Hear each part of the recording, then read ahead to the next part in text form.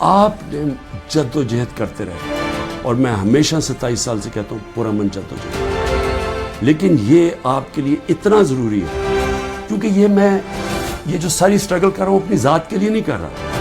اگر ذات کے لیے کر رہا ہوتا تو میں بڑی پہلے چھوڑ چکا ہوتا۔ کون اپنی زندگی کو داؤ پہ لگاتا ہے؟